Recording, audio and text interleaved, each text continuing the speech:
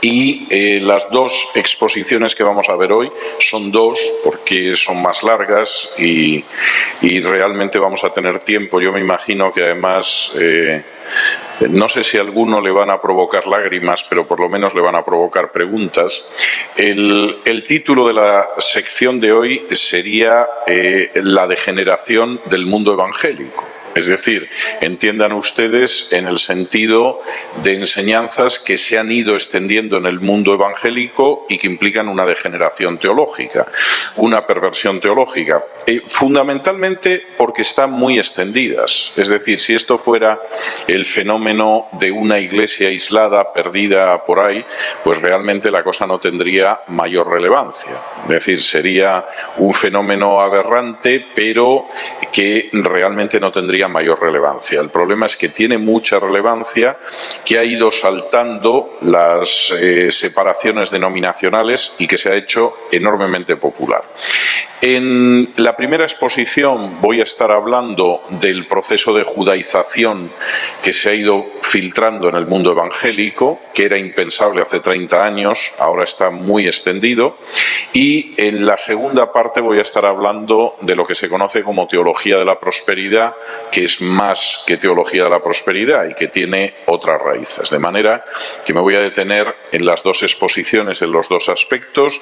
Espero que tengamos tiempo para formular preguntas, porque lógicamente esto tiene que ser un vuelo de pájaro, pero espero que tengamos posibilidad de atar cabos sueltos. Voy a empezar con ese proceso de judaización que tengo que decirles que, aunque es verdad que tiene antecedentes en la Biblia y en el Nuevo Testamento se ven antecedentes, sin embargo nunca se ha producido un fenómeno de unas características tan amplias como este. Es decir, por supuesto, en el Nuevo Testamento hay antecedentes que se ven en la carta a los Gálatas, hay antecedentes que se ven en la carta a los Colosenses, pero un fenómeno tan extendido como en la actualidad no se ha dado.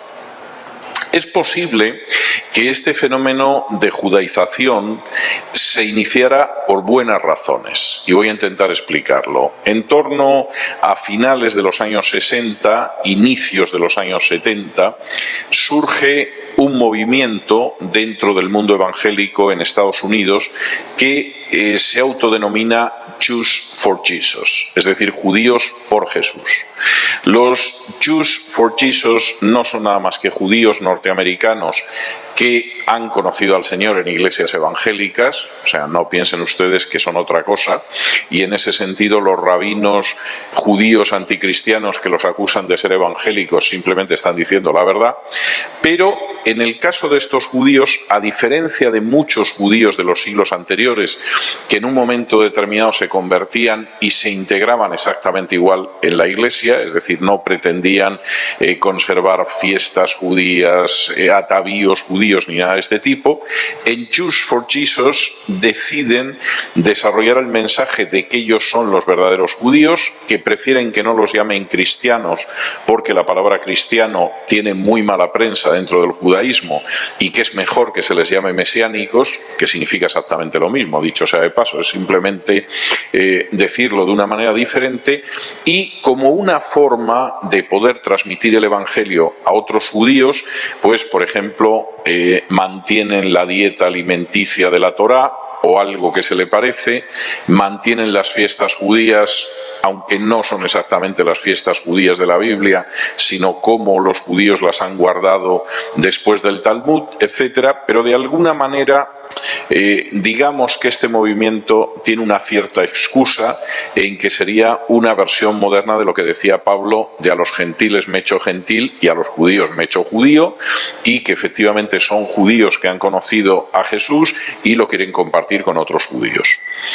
El número de judíos que se ha convertido a Cristo en las últimas décadas es el mayor a lo largo de toda la historia. Posiblemente habría que volver al siglo I para encontrarse un número de judíos tan grandes que se han convertido. También tengo que decir en honor a la verdad que muchos de ellos ya de judíos tenían el apellido. Es decir, a muchos de los que yo conozco es gente que efectivamente sí, son judíos, descienden de judíos que llegaron de Polonia a los Estados Unidos o que llegaron de Rusia a los Estados Unidos, pero ya contacto con el judaísmo, salvo circuncidar al niño y la ceremonia de Bar Mitzvah, no hay nada. Es decir, en su mayoría es gente que no son judíos practicantes, que incluso se dedican a practicar el yoga, la meditación trascendental, etcétera, que dicho sea de paso es lo que pasa con la mayoría de los judíos en los Estados Unidos, donde la asimilación es terrible y es algo que aterroriza a los rabinos. Pero en un momento determinado esta gente conoce el cristianismo, lo conoce a través de un judío que es cristiano y llega a la conclusión de que ese es el judaísmo realizado, que es otro de los términos que se utiliza. En ese sentido, a mí me parece que esto en principio es correcto, es decir, la idea de poder acercarse a otra persona culturalmente de tal manera que conozca el Evangelio es algo bíblico. El problema es cuando de hecho se ha ido produciendo una infiltración en el mundo cristiano gentil de todo esto.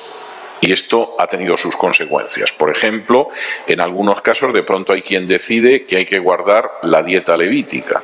Como no tienen idea de cuál es la dieta levítica, además al final no es la dieta levítica, es la dieta del Talmud, que es distinto de la dieta levítica.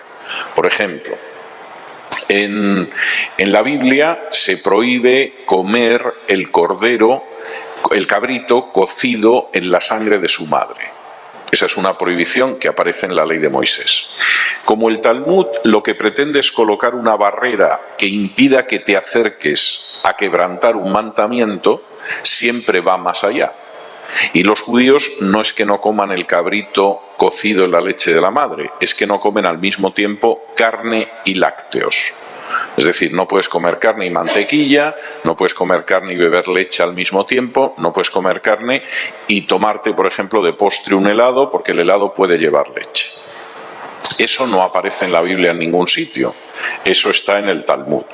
Y de pronto un cristiano gentil que puede venir de los Andes, pues resulta que decide que en fin, va a ser más bíblico que nadie y por lo tanto no va a mezclar carne con lácteos. Bueno, pues él pensará que es más piadoso que nadie. Lo único que está haciendo es el tremendo disparate de seguir la dieta del Talmud, que es un libro profundamente anticristiano que empezó a redactarse en el siglo IV después de Cristo. Con lo cual, él seguramente está encantado, pero no sabe el disparate que está haciendo. Eso implica también la introducción de nuevas fiestas, y sucede lo mismo. O sea, él está convencido de que se ha puesto a celebrar las fiestas judías, que como veremos no tiene ninguna obligación de celebrar. Pero encima es que lo que no sabe es que está celebrando las fiestas judías no como se cumplieron en la época bíblica, no como las conoció Jesús, sino de nuevo de acuerdo a lo que enseña el Talmud, lo cual de nuevo es un disparate absoluto. En otros casos la cosa va mucho más lejos. Junto con la alimentación y el calendario aparecen los atavíos. Son grupos extremos, pero yo ya conozco algún grupo extremo que se supone que la única manera en que pueden vestir hombres y mujeres es como se supone que vestían hace 2000 años. Entonces tú ves al señor de Oregón vestido de supuesto judío del siglo I, intenta soportar la risa, porque claro, tampoco es cuestión de burlarse del prójimo, pero claro, esto es disparatado, o sea, pretender que vamos a dejarnos la barba como un judío ortodoxo, etcétera, etcétera, pues es algo verdaderamente disparatado. En otros casos, los pasos que se dan van en otra dirección. Por ejemplo, la insistencia, que yo lo encuentro repetida una y otra vez, de que los judíos no necesitan aceptar el Evangelio para poder salvarse, para poder tener una relación correcta con Dios. Y esto hay predicadores evangélicos que ahora mismo lo sostienen. Hay un predicador norteamericano, que además es muy conocido y muy millonario, que se llama John Hagee. Entonces, John Hagee ha creado una organización que se llama Stand Up with Israel, que implica que cualquier cosa que haga Israel está bien por definición y hay que apoyarlo. Y incluso John Hagee sostiene que no hay que predicar el Evangelio a los judíos. Los judíos tienen otro pacto con Dios, los cristianos tenemos otro y, por supuesto, nosotros nos salvaremos con nuestro pacto y los judíos se salvarán con su pacto. Y John Hagee se queda absolutamente tan fresco. Añadan, para terminar de arreglar a todo esto, la gente que insiste en que no se puede nada más que hablar bien del Estado de Israel, porque se supone que eso lleva una bendición y si alguien formula una crítica, eso produce una maldición. Esto es algo que se repite mucho y vamos a examinar después. Y, por supuesto, añadan aquellos que han decidido cambiarse el nombre o buscar una supuesta genealogía judía. Añado que en el caso de los que se cambian el nombre, pues es para partirse de risa. O sea, yo me he encontrado con algunos de los que de pronto se llaman Manuel Gómez y además pues seguramente tiene algún esclavo entre sus antepasados y en fin, es bastante negro y de pronto te dice que es judío y que se llama David Ben Israel. Y tú dices, bueno, usted no está en sus cabales. Es decir, uno de los últimos que yo conocí de este tipo, que se había puesto un nombre judío, yo le digo, pero bueno, exactamente de dónde viene su familia. Y una parte de su familia eran chinos y la otra parte eran negros. Y por supuesto no tenía un solo judío entre sus antepasados, lo cual, dicho sea de paso, tampoco significa un mérito espiritual añadido, pero este había decidido que se cambiaba el nombre y punto. Luego están los que se dedican a buscar apellidos judíos para engañar a los simples y decirles que son judíos. Y entonces uno de pronto se encuentra con un indio de Guatemala que seguramente no tiene ni una gota de sangre blanca, es decir, se ve que viene de una familia de indígenas, lo cual no es ninguna deshonra, y entonces como se llama de apellido Pérez, pues se supone que es de ascendencia judía. No tiene una gota de sangre judía en las venas, pero aparte de eso es que Pérez no es un apellido judío. Hay un apellido que es Pérez, que es de judíos del este de Europa, que racialmente no son judíos, y hay un apellido Pérez español que simplemente significa hijo de Pero, como Fernández es hijo de Fernando, y no tiene nada que ver con ascendencia judía. Y de hecho los apellidos judíos, por regla general, son apellidos que efectivamente son identificables. Entonces, cuando alguien dice, bueno, es que si tiene un nombre de oficio es de ascendencia judía, no es verdad. Si alguien se llama de apellido hortelano, carpintero, algo de ese tipo, lo más seguro es que precisamente no sea judío. Bueno, es que si tiene un apellido de una ciudad española es judío. No, señor, no es verdad. Hay algún judío que se puede llamar de apellido toledano o algo de este tipo, o sevillano, pero lo más seguro en el 90% de los casos como mínimo es que precisamente lo que no es judío. Y de hecho, salvo algunos apellidos muy concretos, pretender trazar una supuesta ascendencia judía por el apellido es verdaderamente una fábula. Es decir, salvo que el apellido sea Leví, por ejemplo, y toda la familia ha tenido el apellido Leví, o que el apellido sea Cohen y la familia, si no es Cohen, es alguna de las variaciones de Cohen, Kagan, Con, etcétera, etcétera. No hay nada de judío en esa persona. Pero además quisiera añadir algo más. El hecho de que una persona tenga algún judío perdido en alguna rama del árbol genealógico no significa que es judío, y los judíos no lo admiten como tal. Judío es solamente aquella persona que nace de madre judía, norma talmúdica que no está en la Biblia, pero es la norma que siguen los judíos. Si tu madre es judía, tú eres judío. Si tu madre no es judía, no lo eres, aunque tu padre lo sea. O el hecho de que te hayas convertido al judaísmo. Es decir, si un varón en un momento determinado era católico y se convirtió al judaísmo y se circuncidó, pues evidentemente es judío. O si una mujer pues viene de la iglesia presbiteriana y de pronto para casarse con un judío se convierte al judaísmo y entonces pasa por el baño ritual, pues evidentemente esta mujer se ha convertido al judaísmo. Elizabeth Taylor, por ejemplo. Elizabeth Taylor, aparte de ser muy buena actriz, en un momento determinado decidió convertirse al judaísmo para casarse con un marido judío. Y el marido judío le dijo: o te conviertes al judaísmo o no me caso contigo, porque si tú no eres judía, los niños que nazcan no se pueden considerar judíos, de acuerdo al Talmud. De manera que cuando de pronto aparece alguien y dice: yo me llamo Pérez y debo de venir de judíos, es para decirle: hijo mío, de verdad siéntate ahí que te voy a dar un disgusto. Es decir, no hay punto de realidad en esto. No les quiero contar cuando de pronto el que aparece pues es un indio que seguramente se ha convencido de ello. Les estoy contando una anécdota real. Yo estaba con un amigo que sí es judío y se convirtió. Y de pronto le aparece el indio y le dice: chalón, que se supone que es la versión de shalom, pues chalón. Y le dice a continuación: soy judío. Y mi amigo le miraba con una cara como diciendo: desde luego hay gente que fuma cosas que no debería fumar.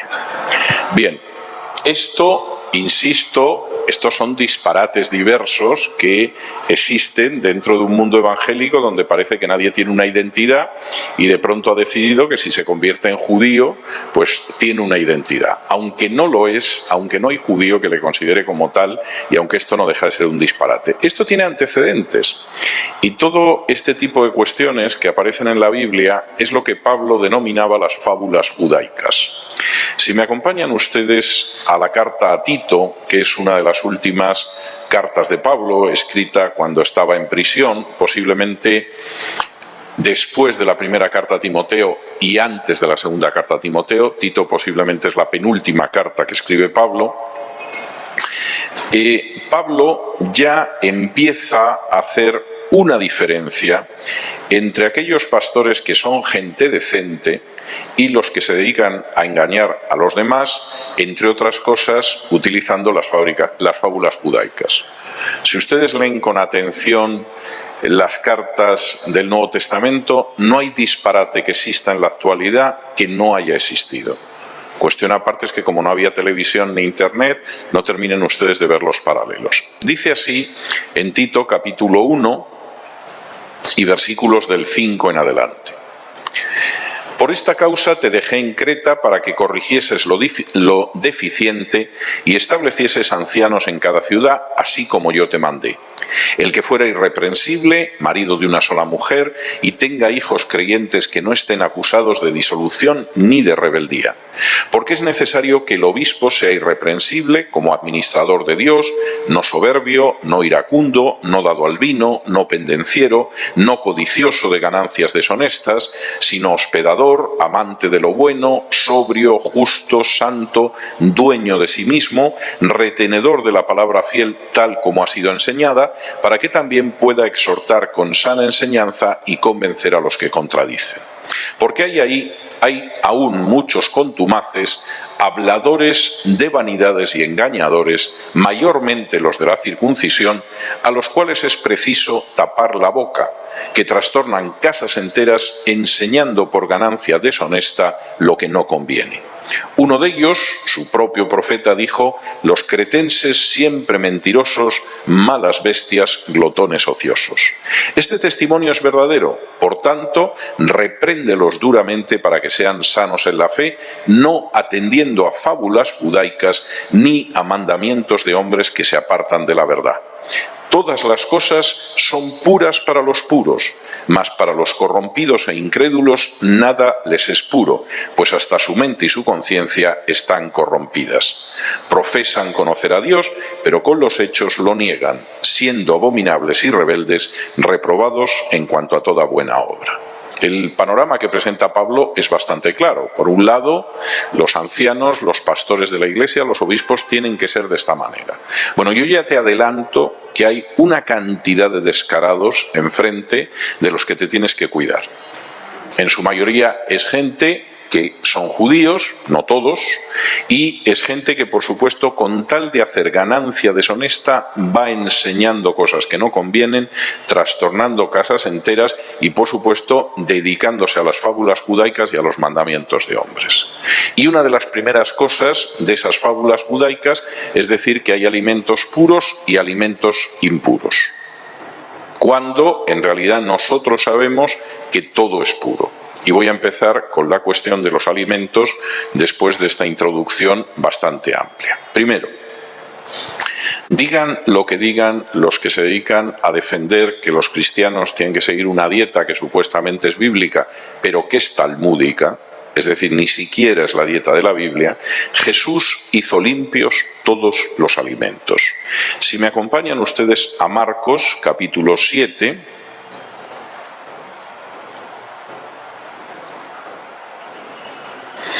Jesús ha tenido una discusión con dirigentes religiosos judíos de su época, escribas y fariseos, que le han contado que, en fin, parece que Jesús no es muy riguroso con las leyes de limpieza de los alimentos, y Jesús es bastante claro en la respuesta. Y dice así, capítulo 7 y versículo del 14 en adelante.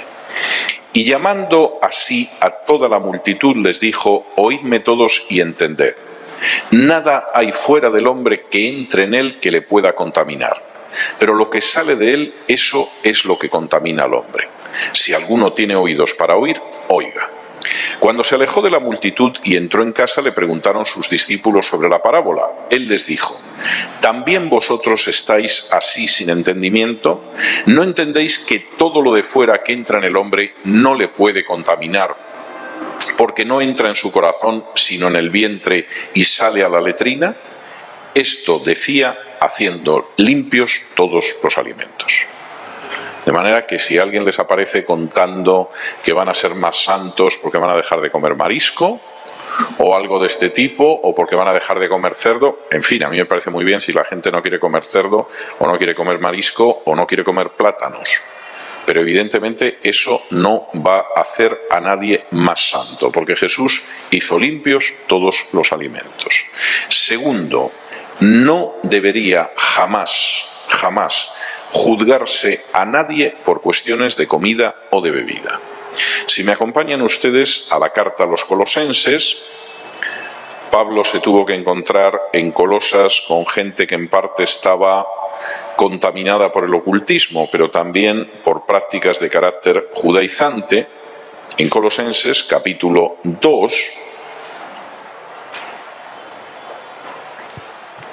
es bastante claro lo que dice, después de señalar cómo Cristo venció a los poderes del mal en la cruz, cómo efectivamente hay una situación nueva a partir de la muerte de Cristo. Dice en Colosenses 2 y versículos del 16 en adelante: por tanto, nadie os juzgue en comida o en bebida o en cuanto a días de fiesta, luna nueva o días de reposo.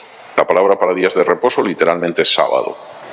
Todo lo cual es sombra de lo que ha de venir, pero el cuerpo es de Cristo. Nadie os prive de vuestro premio afectando humildad y culto a los ángeles, entremetiéndose en lo que no ha visto, vanamente hinchado por su propia mente carnal, y no asiéndose de la cabeza, en virtud de quien todo el cuerpo, nutriéndose y uniéndose por las coyunturas y ligamentos, crece con el crecimiento que da Dios. La advertencia de Pablo es muy clara. Vamos a ver. Si uno quiere crecer espiritualmente, lo que tiene que hacer es asirse de la cabeza que es Cristo. Y a partir de la cabeza que es Cristo, esa persona se nutrirá en el crecimiento que da Dios. Pero hay gente que en vez de seguir a Jesús, evidentemente es más complicado que dejar de comer marisco, por ejemplo, en vez de seguir a Jesús y recibir el crecimiento que viene de Dios, prefiere, por ejemplo, dedicarse a guardar ciertos días, a meterse en cuestiones de comida, porque efectivamente esto da una sensación de superioridad espiritual. O sea que tú guardas el domingo en vez del séptimo día, el Shabbat. O sea que tú comes de todo en vez de seguir la dieta mosaica. Y como dice aquí, todo eso no era más que sombra de lo que había de venir. Y evidentemente el crecimiento espiritual en Cristo viene de aferrarse a la cabeza que es Cristo, no de cuestiones de comida o de bebida. De hecho, fíjense, a partir del versículo 20 de este mismo capítulo 2 de Colosenses, Pablo sigue insistiendo en la misma enseñanza. Pues si habéis muerto con Cristo en cuanto a los rudimentos del mundo, ¿por qué, como si vivieseis en el mundo, os sometéis a preceptos tales como no manejes, ni gustes, ni aun toques, en conformidad a mandamientos y doctrinas de hombres, cosas que todas se destruyen con el uso? Tales cosas tienen a la verdad cierta reputación de sabiduría en culto voluntario, en humildad y en duro trato del cuerpo, pero no tienen valor alguno contra los apetitos de la carne. No, es que aquí en casa seguimos la dieta kosher. No comemos nada que no sea kosher. Que sepas, no lo sabrás porque eres un ignorante, pero nosotros seguimos solo la dieta kosher en casa. Y como dice aquí Pablo, ¿cómo es posible que, como si vivierais en el mundo, os sometáis a preceptos de no manejar, no probar, no tocar, sobre cosas que todas se destruyen con el uso, como son los alimentos? Esas cosas pueden dar una cierta reputación de sabiduría. Mira, el hermano Pérez se llama Pérez, o sea, es judío. Pues el hermano Pérez resulta que solo come alimentos kosher. Se ve que el hermano Pérez sabe. Como dice aquí Pablo, ahí no hay nada más que una reputación de sabiduría que no es cierta, y eso no tiene valor alguno contra los apetitos de la carne. No conozco a nadie que porque haya dejado de comer jamón, o haya dejado de comer cerdo, o haya dejado de comer mariscos, de pronto le hayan desaparecido las tentaciones de mentir o de fornicar. Nadie. Es decir, si realmente las tentaciones de la carne desaparecieran con la dieta, sería fantástico. No sé, comeríamos todos zanahorias y viviríamos en la santidad perfecta. Pero no es así, y Pablo advierte en ese sentido. Por si esto fuera poco, Pablo concede que en algún momento podemos dejar de comer ciertas comidas, pero no porque sean impuras, no porque el Señor no haya hecho limpios todos los alimentos, sino fundamentalmente para evitar escandalizar a ciertas personas. Y esto es algo que efectivamente para Pablo está muy claro. Es decir, en un momento determinado, pues podemos dejar de comer ciertas cosas, podemos dejar de probar ciertas cosas precisamente para no escandalizar a otros, pero solamente para no escandalizar a otros, no porque estemos en absoluto obligados a ello. Por ejemplo, si vamos a Romanos, capítulo 14, y vamos a leer desde el versículo 14, Pablo expresa la visión cristiana de los alimentos y deberíamos tenerla en cuenta, y desde luego no se parece nada a la visión talmúdica de los alimentos. Dice así en Romanos 14 y versículos del 14 en adelante: yo sé y confío en el Señor Jesús que nada es inmundo en sí mismo. Mas para el que piensa que algo es inmundo, para él lo es. Pero si por causa de la comida tu hermano es contristado, ya no andas conforme al amor. No hagas que por la comida tuya se pierda aquel por quien Cristo murió.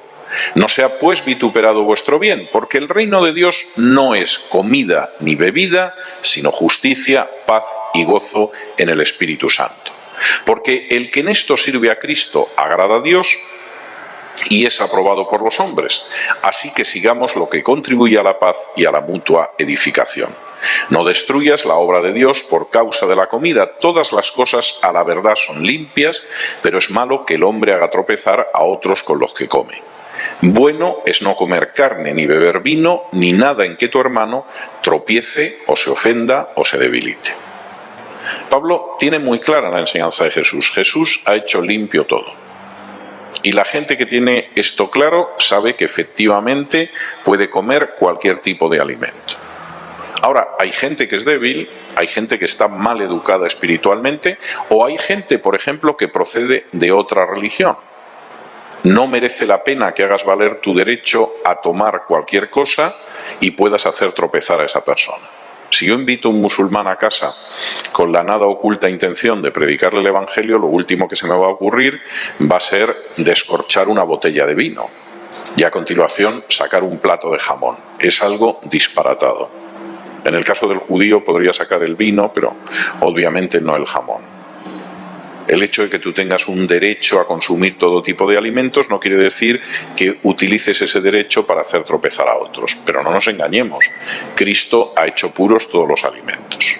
Y si alguien te sale diciendo que hay que seguir la supuesta dieta kosher, etcétera, etcétera, bueno, pues a lo mejor la apariencia de santidad y de sabiduría es enorme, pero eso no sirve de nada frente a los apetitos de la carne. Es más, en muchos casos las prohibiciones de carácter alimenticio tienen mucho más que ver con la inspiración del diablo que con otro tipo de cosas. Si me acompañan, por ejemplo, a 1 de Timoteo, capítulo 4, aparece en ese sentido una afirmación que es bastante clara. Dice así en 1 de Timoteo, capítulo 4 y versículos del 1 en adelante.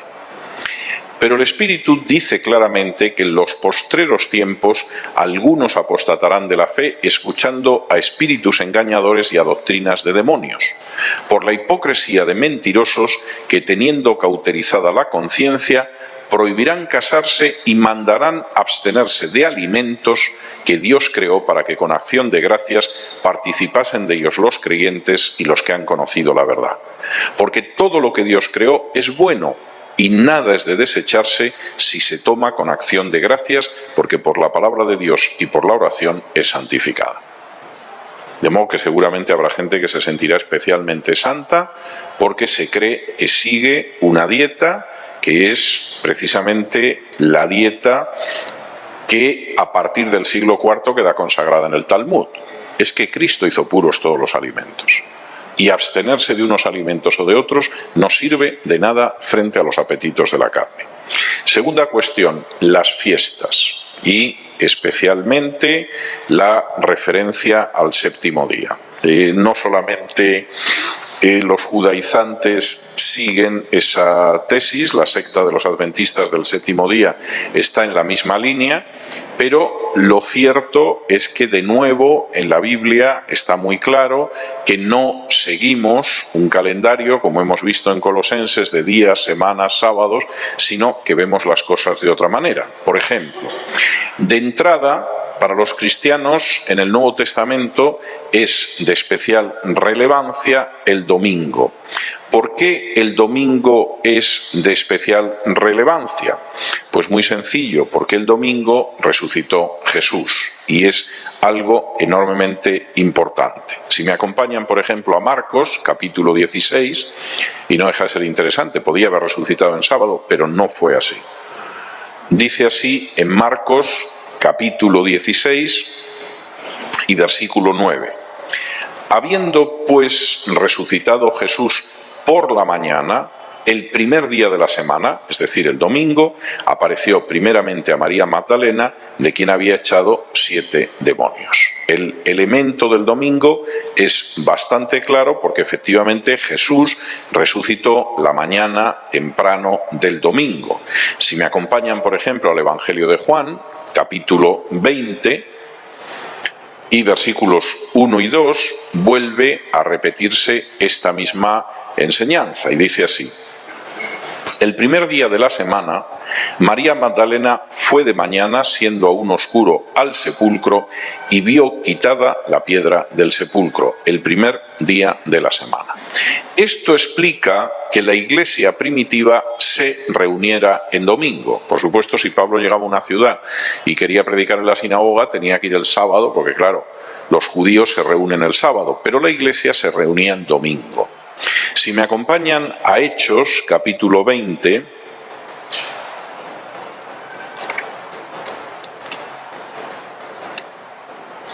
Hechos, capítulo 20,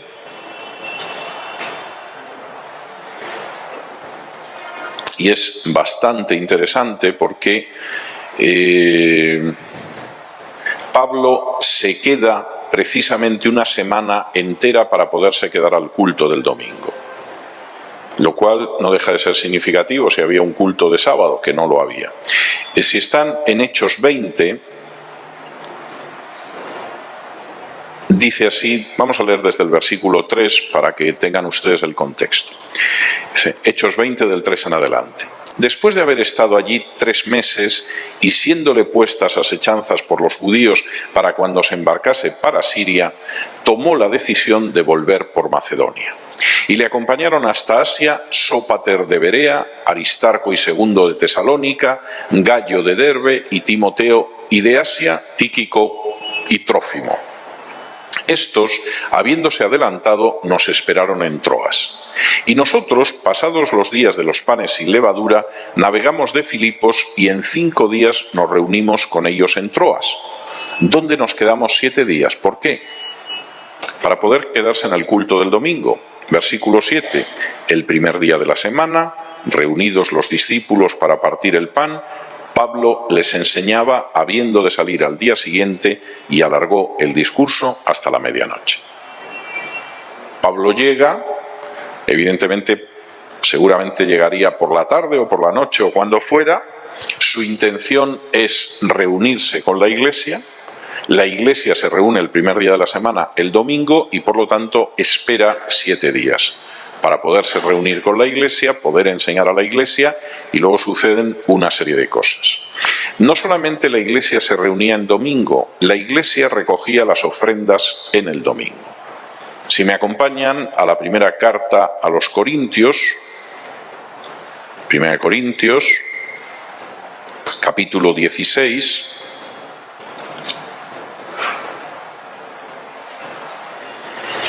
y versículos 1 y 2, dice así, 1 Corintios 16, 1 y 2. En cuanto a la ofrenda para los santos, haced vosotros también de la manera que ordené en las iglesias de Galacia. Cada primer día de la semana, es decir, el domingo, cada uno de vosotros ponga aparte algo según haya prosperado, guardándolo para que cuando yo llegue no se recojan entonces ofrendas. Y de nuevo, la idea es bastante clara. La iglesia se reúne el primer día de la semana e incluso en una situación como esta, bueno, pues se supone que se actúa de acuerdo al principio bíblico de que ofrendamos sobre la base de aquello que hayamos prosperado. Pablo es bastante claro al respecto. Y todo eso, además, en la idea de que no hay que guardar los días. Es decir, el cristianismo, a diferencia del judaísmo, no se dedica a tener un calendario de días. Ese gran problema de judaizar era algo de lo que Pablo advierte a los gálatas. Si me acompañan a Gálatas, capítulo 4, y versículos del 8 en adelante. Pablo ha sembrado toda una red de comunidades cristianas en Galacia y de pronto ha llegado gente que ha decidido que el hecho de judaizar es mucho más santo, y Pablo empieza su carrera literaria enfrentándose precisamente con eso. La primera carta que escribe Pablo en su vida es Gálatas, la escribe en torno al año 49 y la escribe precisamente para enfrentarse con el riesgo de judaización dentro del pueblo de Dios.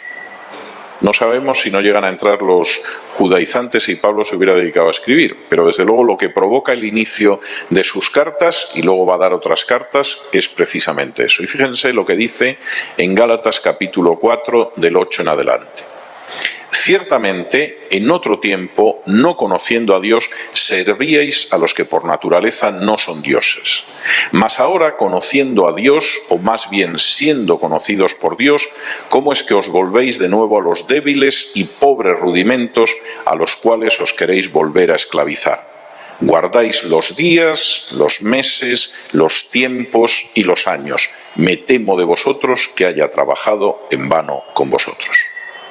Se supone que el hecho de conocer a Jesús, saber la plenitud que implica Jesús, es algo que nos libra de pensar que hay santidad en la alimentación. Eso es típico del hinduismo, del judaísmo, incluso en cierta medida del Islam. Y nos libra también de pensar que hay una especial santidad en el hecho de guardar determinadas fiestas.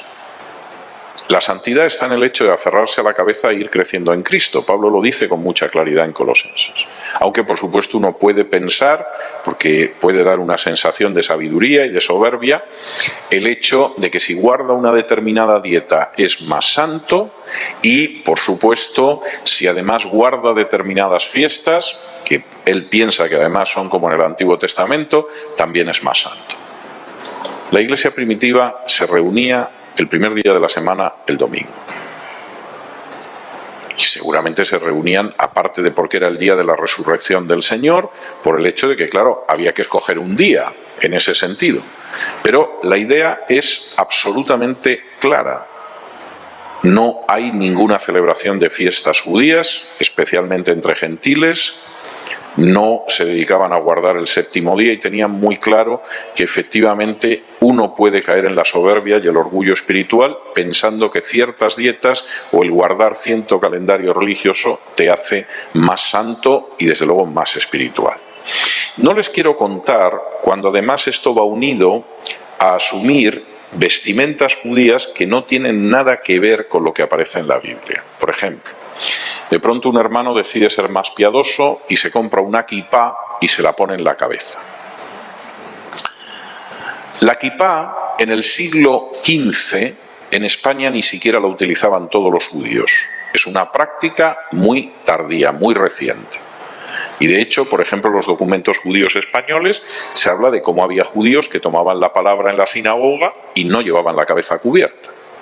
Esta es una costumbre muy tardía, por cierto, que contradice lo que dice Primera de Corintios, donde dice Pablo que deshonra al hombre cubrirse la cabeza para orar. Y por supuesto, en la época de Jesús, los judíos no se cubrían la cabeza como lo sabía Pablo. Esa es una costumbre muy tardía. Cuando de pronto yo veo a un cristiano que piensa que es más sabio porque se tapa la coronilla, realmente me echo a temblar ante su inmensa ignorancia de lo que es el judaísmo y de lo que es el cristianismo. No les digo si además el cristiano que ha decidido que en fin, va a recuperar las supuestas raíces judías de los Andes, pues resulta que empieza a hacer los típicos movimientos de los judíos hasídicos. El hasidismo es un movimiento judío del siglo XVIII. Y el hasidismo, que consideraba que el judaísmo rabínico pues estaba un tanto anquilosado y un tanto dormido, empezó a incorporar movimientos, danzas, etcétera, al judaísmo para animarlo un poco. Siglo XVIII, este de Europa. Y entonces efectivamente uno conoce las imágenes de los judíos que mientras oran se están moviendo porque se supone que oran con el cuerpo, etcétera, etcétera. Cuando yo me he encontrado, como en algún caso, que estoy predicando en una congregación y de pronto vienen unos visitantes que van vestidos de judíos del este de Europa del siglo XIX, que por supuesto se han colocado la kipá y que se me empiezan a mover igual. Esto es de tener un despiste y una ignorancia verdaderamente escandalosos.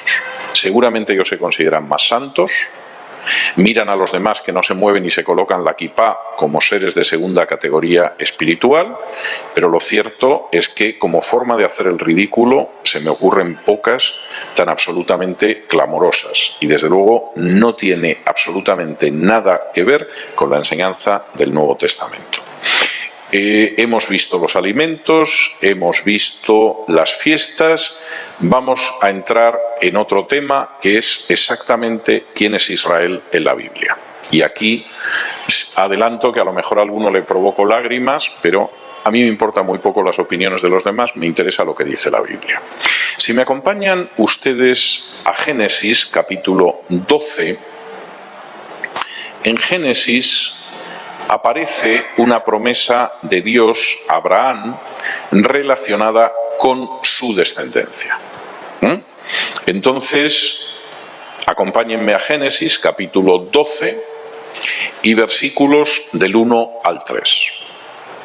Dice así: Pero Jehová había dicho a Abraham: Vete de tu tierra y de tu parentela y de la casa de tu padre a la tierra que te mostraré. Y haré de ti una nación grande y te bendeciré y engrandeceré tu nombre y serás bendición. Bendeciré a los que te bendijeren y a los que te maldijeren maldeciré y serán benditas en ti todas las familias de la tierra. Este es un pasaje que se utiliza muchísimo para pretender que cualquier crítica que uno haga hacia los judíos, no digamos ya hacia la política del Estado de Israel, implica una maldición, y por el contrario, si a uno le parece bien cualquier cosa que hagan los judíos o el Estado de Israel, va a tener bendición. Si eso fuera así, todos los profetas del Antiguo Testamento estarían malditos. Porque desde luego Jeremías, puesto a hablar de lo que le iba a pasar al reino de Judá, o Isaías hablando de lo que iba a pasar con el reino de Judá, o Amós hablando de lo que iba a pasar en Israel, u Oseas hablando de lo del reino de Israel, evidentemente no se dedicaban a decir que todo estaba bien. De manera que si este versículo significa eso, que sepan ustedes que toda la última parte del Antiguo Testamento está llena de autores malditos. Porque fueron muy duros a la hora de afirmar que cuando Dios lo que hace, cuando alguien desobedece la ley de Dios, por supuesto Dios acaba juzgando y Dios además juzga sin hacer acepción de personas.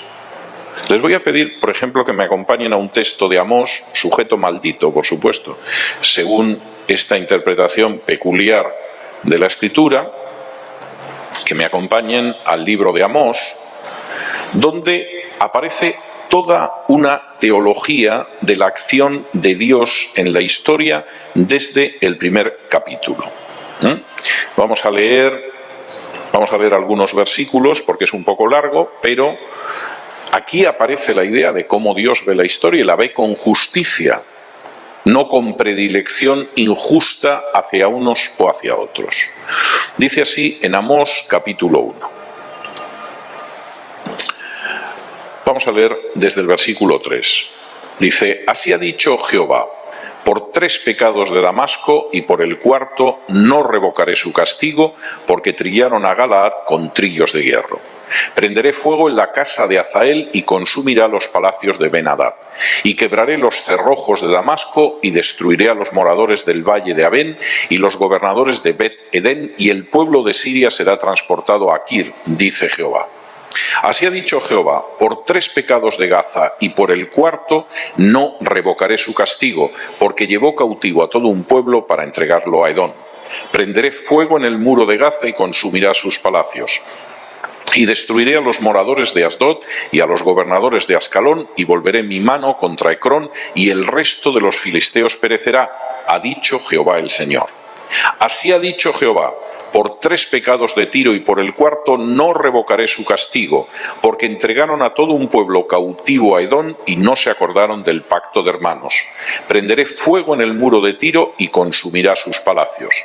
Así ha dicho Jehová, por 3 pecados de Edom y por el 4º no revocaré su castigo, porque persiguió a espada a su hermano y violó todo afecto natural, y en su furor le ha robado siempre y perpetuamente ha guardado el rencor. Prenderé luego fuego en Temán y consumirá los palacios de Bosra.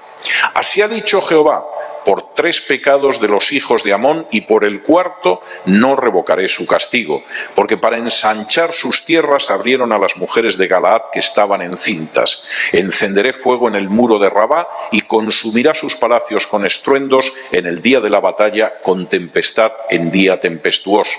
Y su rey irá en cautiverio, él y todos sus príncipes, dice Jehová. Así ha dicho Jehová, por 3 pecados de Moab y por el 4º no revocaré su castigo, porque quemó los huesos del rey de Edom hasta calcinarlos. Prenderé fuego en Moab y consumirá los palacios de Keriot, y morirá Moab con tumulto, con estrépito y sonido de trompeta. Y quitaré el juez de en medio de él y mataré con él a todos sus príncipes, dice Jehová. Y uno diría, no me extraña. Ahí todos son paganos, son sanguinarios, es gente que no respeta lo más elemental de la humanidad. ¿Cómo Dios al final no va a ejecutar juicio? Dios deja un tiempo por 3 pecados y por el 4º, no por el primero, no por el segundo, y ejecuta juicio. Sí, pero es que llega al versículo 4 y dice, así ha dicho Jehová, por 3 pecados de Judá y por el 4º no revocaré su castigo. porque menospreciaron la ley de Jehová y no guardaron sus ordenanzas y les hicieron errar sus mentiras en pos de las cuales anduvieron sus padres. Prenderé, por tanto, fuego en Judá, el cual consumirá los palacios de Jerusalén. Y uno supone que Amós, que estaba hablando en Israel y Israel estaba separado de Judá, pues seguramente en Israel se frotaron las manos y dijeron: esto está clarísimo, clarísimo. Todos los paganos más los canallas de Judá, que sí, somos primos, pero es otra tribu. Aquí Dios está actuando con justicia. Fíjense lo que dice a partir del versículo 6. Así ha dicho Jehová: por 3 pecados de Israel y por el 4º no revocaré su castigo, porque vendieron por dinero al justo y al pobre por un par de zapatos. Pisotean en el polvo de la tierra las cabezas de los desvalidos y tuercen el camino de los humildes, y el hijo y su padre se llegan a la misma joven profanando mi santo nombre. Sobre las ropas empeñadas se acuestan junto a cualquier altar, y el vino de los multados beben en la casa de sus dioses. Yo destruí delante de ellos al amorreo, cuya altura era como la altura de los cedros y fuerte como una encina, y destruí su fruto arriba y sus raíces abajo. Y continúa dando razones por las cuales también ejecutará juicio. Si alguien pretende que efectivamente, supuestamente, el texto de Génesis pues implica que solo se pueden decir cosas buenas y no se pueden decir cosas malas, es que desconoce profundamente el trato de Dios con Israel. La mayor parte del contenido de las predicaciones de los profetas son llamados al arrepentimiento y advertencias de que si no se produce un arrepentimiento, Dios ejecuta juicio. Porque además considera que aquellos que conocen algo de Dios tienen una mayor responsabilidad. De manera que pensar que como yo conozco algo, esto me coloca en una situación privilegiada en la cual puedo vender al pobre por un par de zapatos o cualquier otra cosa y no me va a pillar nada porque no soy pagano, implica un desconocimiento gravísimo de la palabra de Dios. Gravísimo. De modo que esa interpretación del pasaje es absolutamente inaceptable.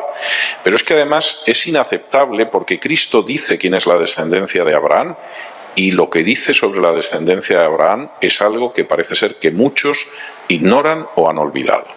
Si me acompañan a Gálatas capítulo 3, y Pablo tiene que hacer referencia a esto porque los judaizantes se han introducido dentro de las iglesias de Galacia y están enseñando a la gente que si efectivamente judaiza y se convierten en judíos, todo va a ir magníficamente, porque eso es lo importante, esa es la aristocracia espiritual. La salvación no es por obras, es por el cumplimiento de la ley. Pablo dice algo que es tremendo. Fíjense cómo interpreta el texto de Génesis. En Génesis capítulo 3 y versículos,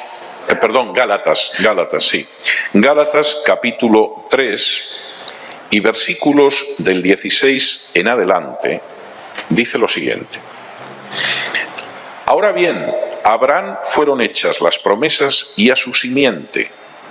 No dice y a las simientes, como si hablase de muchos, sino como de uno, y a tu simiente, la cual es Cristo.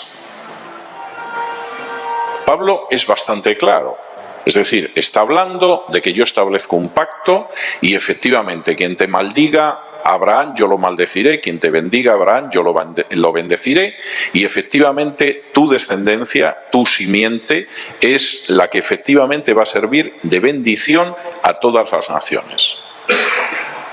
¿Quién es la descendencia, la simiente según Pablo? Cristo. Esto es muy importante tenerlo en cuenta, es esencial.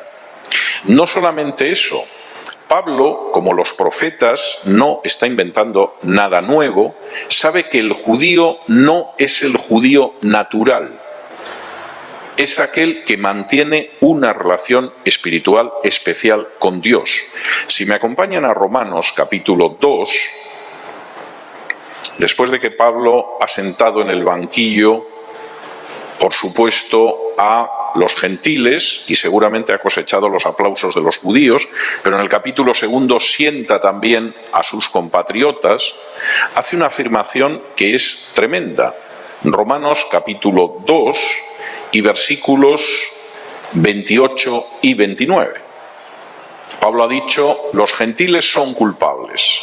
No han podido descender más, ya están en la abominación. Las mujeres arden en deseo con las mujeres, los varones se van con los varones, son idólatras, etcétera, etcétera. Y uno casi escucha a los judíos diciendo, muy bien, Pablo, efectivamente, esos se merecen el justo juicio de Dios. Y entonces Pablo sienta al lado de los gentiles a los judíos en el banquillo. Y dice, un momento, el hecho de que en el pasado Dios entregara la Torá a Moisés no os hace más justos que los gentiles. Por el contrario, añade culpabilidad. Y además quisiera deciros algo que es enormemente importante. Capítulo 2, versículo 28. Pues no es judío el que lo es exteriormente, ni es la circuncisión la que se hace exteriormente en la carne. Pablo, ¿qué estás diciendo? Versículo 29. Sino que es judío el que lo es en lo interior, y la circuncisión es la del corazón, en espíritu, no en letra, la alabanza del cual no viene de los hombres, sino de Dios.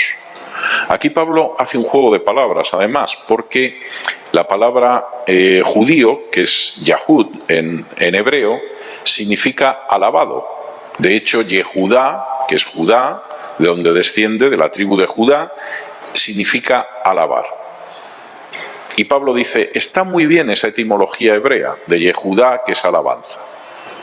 Pero ojo, la alabanza no es la que se dan los hombres, diciendo yo desciendo de Abraham. Como decía Juan el Bautista, si Dios quiere puede levantar hijos de Israel de las piedras, haciendo también un juego de palabras en hebreo, muy interesante. No, es que el judío no es el exterior, ni la circuncisión que importa para Dios es la circuncisión exterior. Ya en los profetas quedó claro que judío es el que lo es en lo interior y la circuncisión es la del corazón en espíritu y no en letra. Y ese es el que recibe la alabanza de Dios y no la alabanza de los hombres. No solamente esto, Pablo tiene muy claro que no todos los que racial o nacionalmente son Israel son en realidad Israel. Y esta es una cuestión muy importante. Romanos capítulo 9,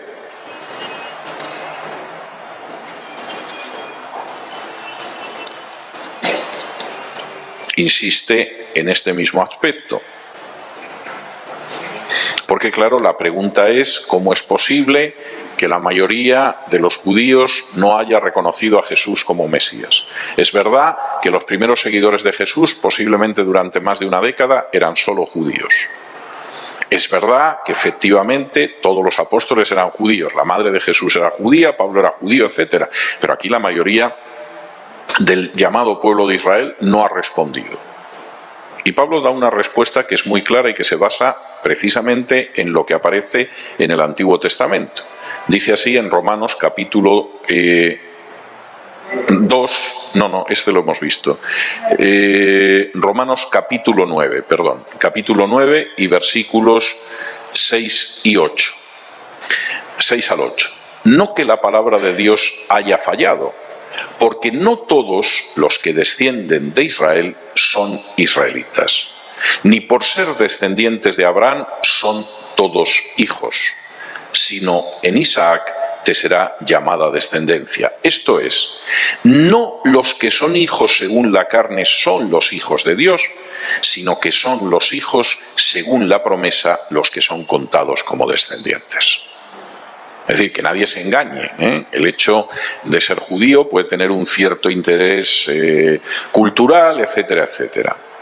Pero Dios considera como verdaderos israelitas no aquellos que son israelitas naturales, porque pueden trazar su ascendencia, su árbol genealógico hasta Abraham.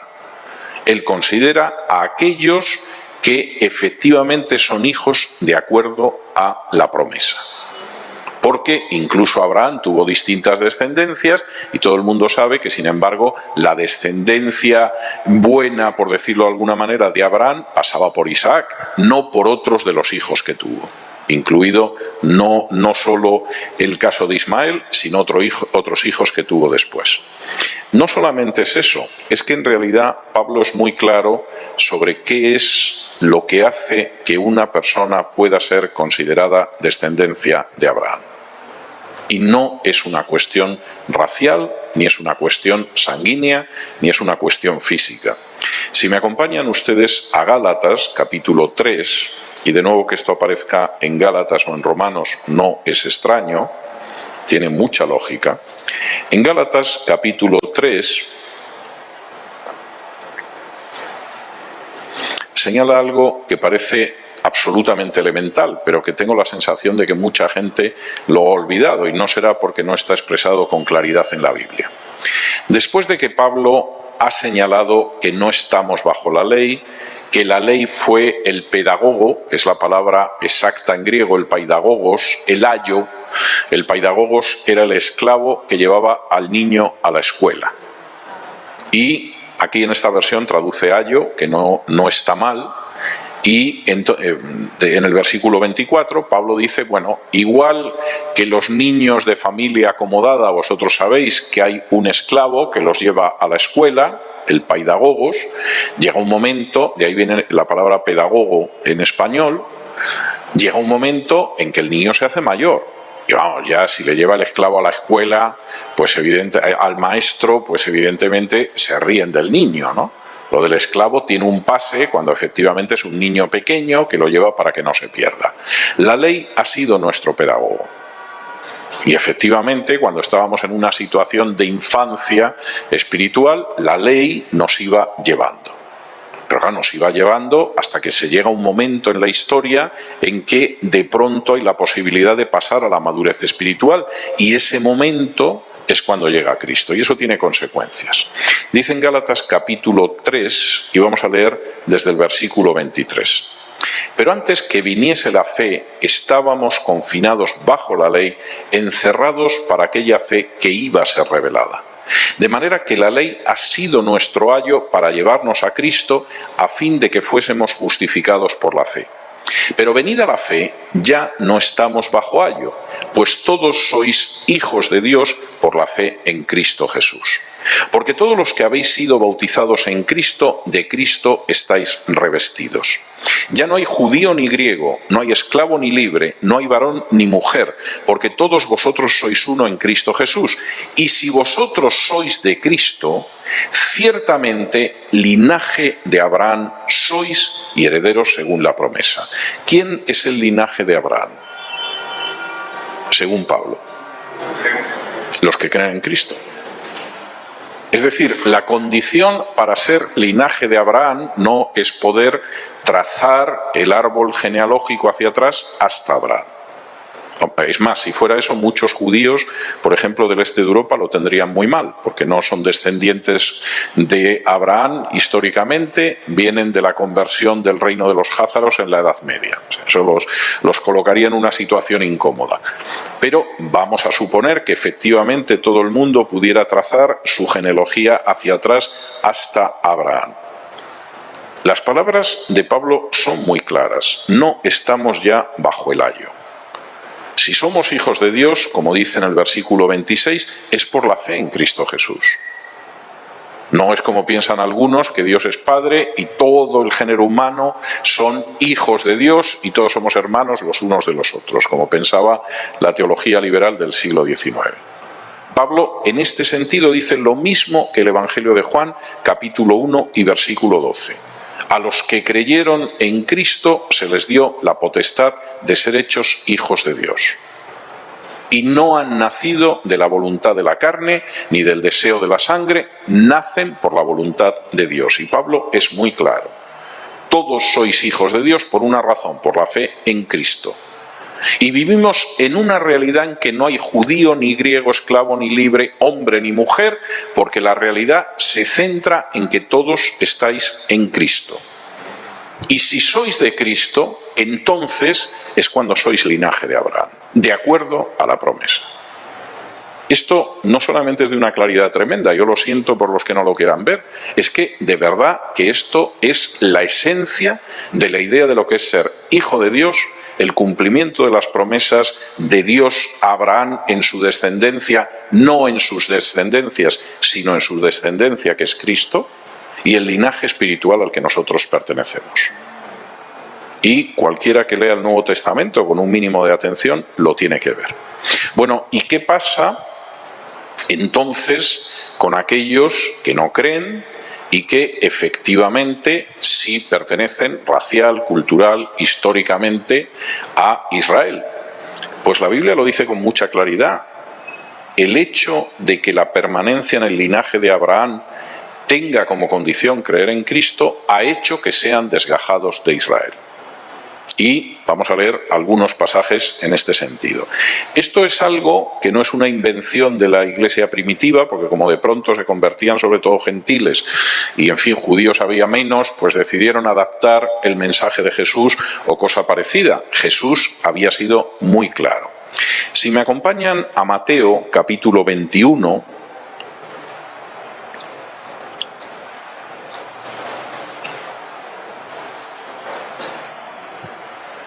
y versículos del 42 en adelante, Jesús cita de un salmo que tiene una extraordinaria importancia en los primeros años del cristianismo, que es el Salmo 118. Ese Salmo 118 es una de las bases de la argumentación, por ejemplo, de Pedro cuando comparece ante el Sanedrín. Porque el Salmo está hablando de cómo mayoritariamente el Mesías sería rechazado. No es que de pronto a Jesús le salieron las cosas mal. En realidad Jesús, diría algún teólogo liberal, él pensaba que lo iban a aclamar como Mesías, bajó a Jerusalén, iba a tomar el poder, pero mira, salieron las cosas mal, lo crucificaron y entonces se dedicaron a ver qué inventaban. No. Las profecías acerca del Mesías son muy claras. Quien lea Isaías 53, como nosotros lo leímos la primera noche, dice muy claramente que el Mesías sería considerado como herido por Dios y abatido.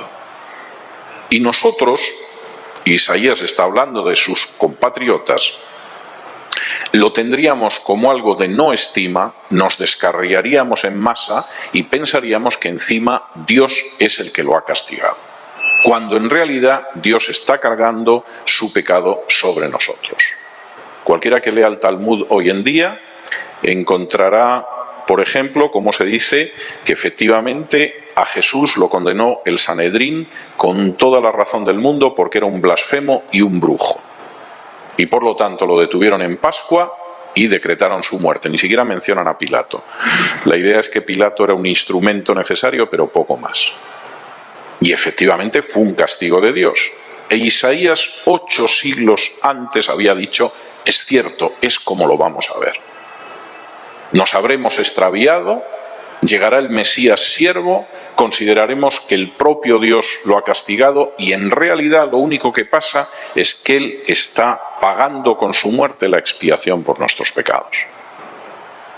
Las profecías de la Biblia son absolutamente prodigiosas cuando uno las contrasta con la historia. Y la que cita aquí Jesús es tremenda. Él ha contado la parábola de los labradores malvados, de cómo Dios había un propietario que enviaba a su viña a los criados, etcétera, etcétera, y al final les envió a su hijo. Y mataron al hijo. Y por supuesto la gente que lo escucha inmediatamente comprende lo que está diciendo Jesús, porque todo el mundo sabe que la viña es el pueblo de Israel. Isaías comienza su libro diciendo que la viña es el pueblo de Israel. Y aquel molesto predicador venido de Galilea de pronto les dice que Dios lleva siglos enviando a gente para advertir a los que tiene arrendada la viña. Y a unos los azotan, a otros los apedrean, a otros los matan, y al final envía a su hijo y al hijo lo van a matar. Y esto es más de lo que se puede tolerar, porque claro, el que lea la parábola y no conozca bien la Biblia, esto parece una historia rara de uno que parece ser que se complacía en que le mataran a los criados y al final no aprendió y le mataron al hijo. Pero el que conozca el contexto del pueblo de Israel puede entender que efectivamente aquella gente se sintiera absolutamente airada con lo que estaba oyendo. Este nos está diciendo que llevamos apedreando a los profetas durante siglos y que Él es el Hijo de Dios y lo vamos a matar. Y esto es irritante. Y fíjense cómo Jesús zanja esa enseñanza. Mateo 21, versículos del 41 en adelante. Le dijeron: a los malos destruirá sin misericordia y arrendará su viña a otros labradores que le paguen el fruto a su tiempo. Jesús les dijo: ¿nunca leísteis en las Escrituras: la piedra que desecharon los edificadores ha venido a ser cabeza del ángulo, el Señor ha hecho esto y es cosa maravillosa a nuestros ojos? Por tanto, os digo que el reino de Dios será quitado de vosotros y será dado a gente que produzca los frutos de él. Dios no hace acepción de personas. Dios es justo. Advierte, es paciente, misericordioso y tardo para la ira, como dice la Torá.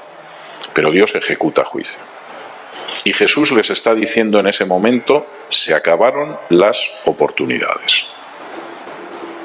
Mi Padre ha estado enviando profeta tras profeta, tras profeta, tras profeta, y resulta que en un momento determinado, al final, no, bajo ningún concepto lo habéis escuchado, y ahora mi Padre resulta que os manda también a su Hijo, y lo vais a matar. Y eso tiene consecuencias. El reino será quitado y dado a alguien que efectivamente no tenga esa consideración que vosotros habéis tenido. Y por cierto, quisiera decir, pero esto es, no quisiera alargarme mucho en este sentido, pero quisiera señalar que, por ejemplo, la manera en que aparece descrito en el Evangelio de Mateo, que además es un evangelio dirigido específicamente a los judíos.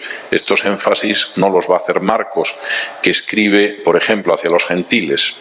La forma en que en Mateo es descrita la destrucción del templo, la profecía de Jesús sobre la destrucción del templo, y cómo Él llega y cómo Él se marcha, y cómo está en un momento determinado desde un monte y en Jerusalén, y cómo contempla Jerusalén y llora sobre Jerusalén, tiene un paralelo exacto con el abandono del templo de Jerusalén por la gloria de Dios descrita en el libro de Ezequiel. Los que no hayan leído el libro de Ezequiel no se pueden enterar del paralelo, pero si leen ustedes la manera en que Ezequiel de pronto contempla cómo la gloria de Dios abandona el templo y se detiene en un momento determinado como si mirara al templo y se va, y eso significa que el templo va a ser destruido. Va a tardar más o menos, pero Dios ha decretado el juicio.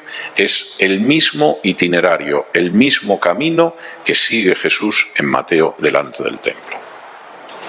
La gloria de Dios, que es el Hijo de Dios, que es Jesucristo, abandona el templo, no va a entrar en él más.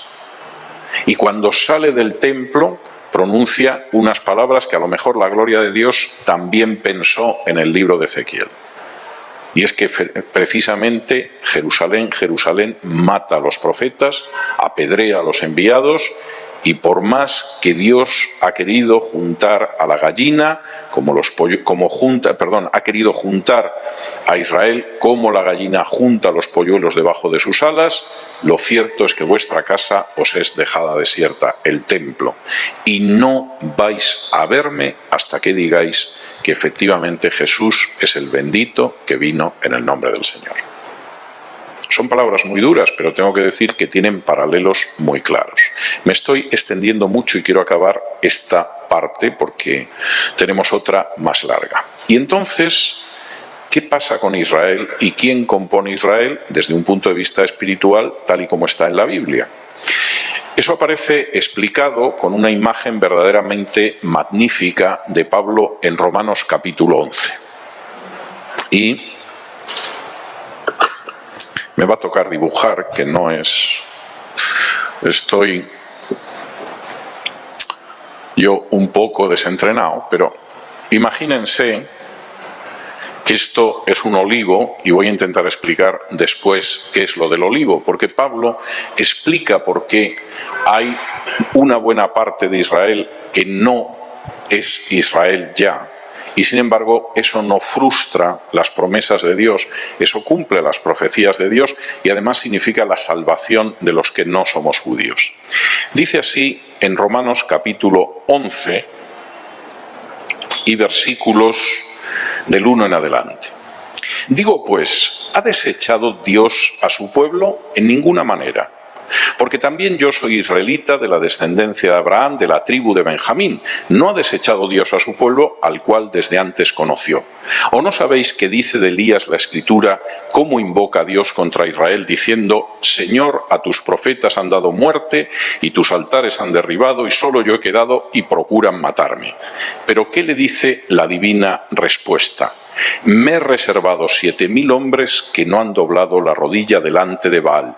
Así también, aún en este tiempo, ha quedado un remanente escogido por gracia. Esto es muy importante, porque Pablo está recogiendo aquí un tema que aparece a lo largo de todo el Antiguo Testamento, y es que no todo Israel es Israel, y que solo un remanente será salvo. Y empieza diciendo: acordaos de Elías. En un momento determinado, Elías desesperado, porque es un pueblo de idólatras, el rey es un canalla que se dedica a robar a pobre gente como a Nabot, y está casado con una idólatra que es una fenicia.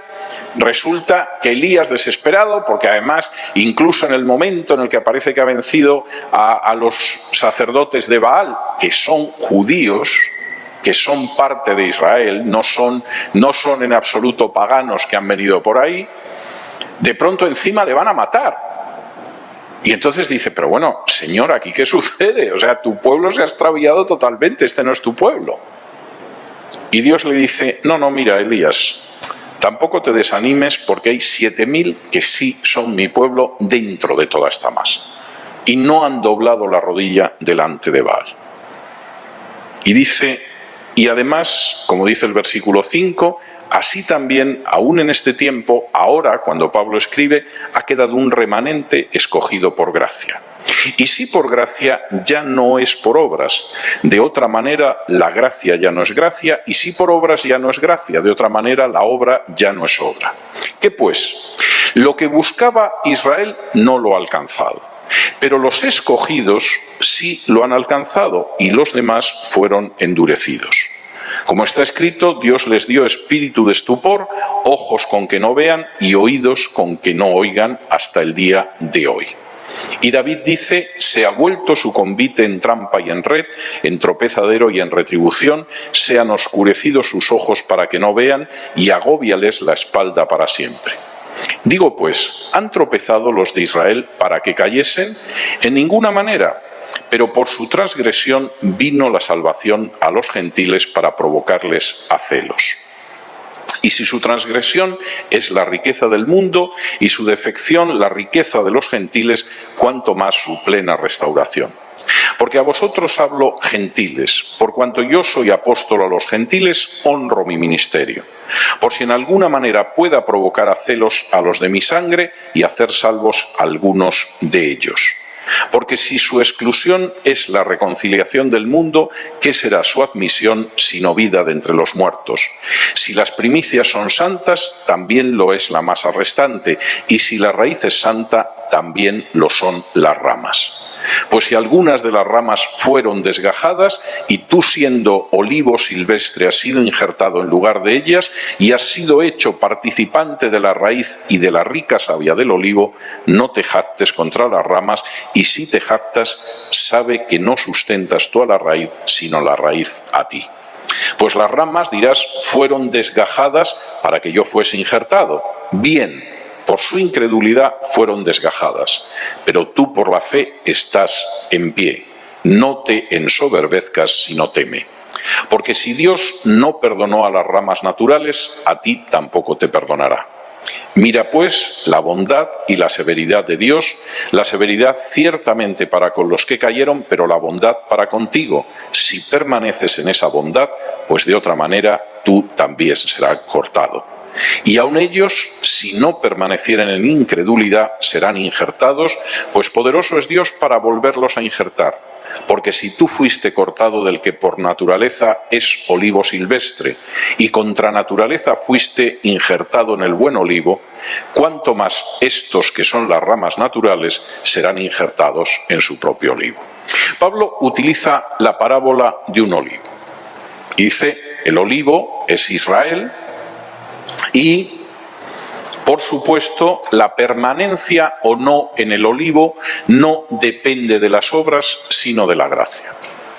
Y, por supuesto, ha habido ramas, que son ramas naturales, que son esos judíos naturales, que han sido desgajados del olivo. Dios los ha cortado como ramas del olivo, y los ha cortado por la sencilla razón de que no han creído. Y como efectivamente lo que convierte a alguien en linaje de Abraham es creer en Cristo, no han creído en Cristo y han sido cortados. ¿Y qué ha pasado con nosotros? Nosotros no éramos el buen olivo. Nosotros éramos, como dicen algunas traducciones, el acebuche, el olivo silvestre. Pero nosotros, que de manera no natural, no racial, no pertenecíamos a Israel, al creer en Jesús hemos sido injertados en el olivo que es Israel. No porque lo merezcamos, porque es por gracia, no por obras, porque la salvación no es por obras, sino por el hecho de que efectivamente hemos creído y Dios nos ha injertado. Pero Pablo quiere dejar claro que hay que sacar de esto las consecuencias correctas. Si nosotros estamos aquí, no es por nuestro mérito.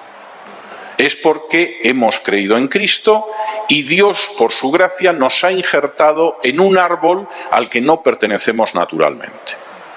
Y eso tiene que hacer que no seamos soberbios. No mires a aquellos a los que se les ha quitado el reino porque no aceptaron al Mesías y te sientas superior. No tienes nada superior. Esto depende de la gracia de Dios. Si en algún momento dejaras de creer, tú acabarás en el suelo como las ramas naturales porque Dios te puede cortar. Y estas ramas que ahora mismo están en el suelo porque no han creído, si en algún momento cualquiera de estas ramas llegara a creer en Jesús como el Mesías, sería injertada otra vez en el olivo del que fueron cortados. Es algo absolutamente tremendo. Y fíjense que en todos los casos hay tres aspectos que son esenciales. Primero, Dios es justo y no hace acepción de personas.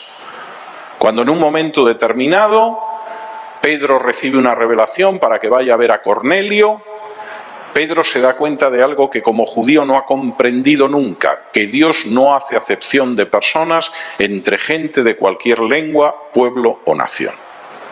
Dios no hace acepción de personas por el color de piel, por la ascendencia histórica, ni siquiera en el caso de que sea gente que descienda por línea directa de Abraham, el amigo de Dios. Segundo, la relación que nosotros tenemos con Dios es una relación que no se basa en nuestras obras, en la sangre que tenemos o en cualquier tipo de mérito o ceremonias. Es pura gracia de Dios. Deriva directamente del amor de Dios. Y eso es enormemente importante. Y cuando de pronto alguien piensa que por las razones que sea está en una situación de superioridad, está escupiendo al amor de Dios.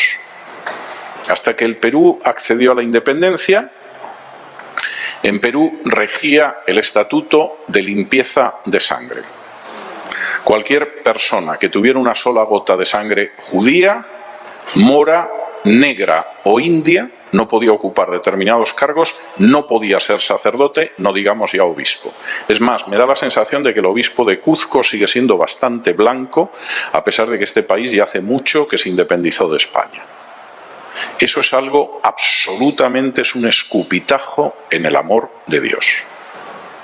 porque Dios no hace acepción de personas y lo tremendamente grande de la cruz de Cristo es que somos linaje de Abraham si creemos en Jesús, y en ese linaje de Abraham no hay judío ni gentil, no hay esclavo ni libre, no hay hombre ni mujer. Y cuando alguien levanta barreras de superioridad por ser hombre o mujer, por ser judío o gentil, por ser esclavo o libre, está escupiendo al rostro del amor de Dios. Y eso es tremendamente importante. Dios es justo. Lo que nos ha dado, nos lo ha dado por amor y gracia, sin que nosotros lo merezcamos en absoluto, y es algo extraordinariamente importante. Quien no ha entendido esto no se ha enterado de nada. Y por mucho que lleve la dieta kosher, se casque una kipá en la coronilla y se ponga a guardar fiestas, no se ha enterado en absoluto de lo más elemental del Evangelio. Tercera consecuencia. Ser soberbio espiritualmente es un gravísimo pecado. Tengo la lamentable sensación de que no suele ser precisamente algo que se considere pecado. Es más, hay gente que parece que considera que son más espirituales cuanto más soberbios espiritualmente son, y enseñan a los demás a ser soberbios espiritualmente y a considerarse superiores al prójimo. Todo eso es algo que queda absolutamente desmentido a lo largo de la Biblia y, por supuesto, en el Nuevo Testamento. Ni siquiera aquellos que descienden directamente de Abraham y que en un momento determinado tenían la viña y que se permitían matar a los profetas y en un momento determinado insistir para que crucificaran al Hijo de Dios, pueden tener derecho a la soberbia, y Dios castiga esa soberbia, y el reino os es quitado y será dado a otro pueblo. A un pueblo humilde y quebrantado de corazón, como dice la Escritura. Y la advertencia de Pablo es muy clara: eso ha pasado con esas ramas. Pero si eso hace que vosotros os sintáis superiores y que penséis no somos como los judíos incrédulos y nosotros no somos como aquellos que rechazaron a Jesús, tener mucho cuidado.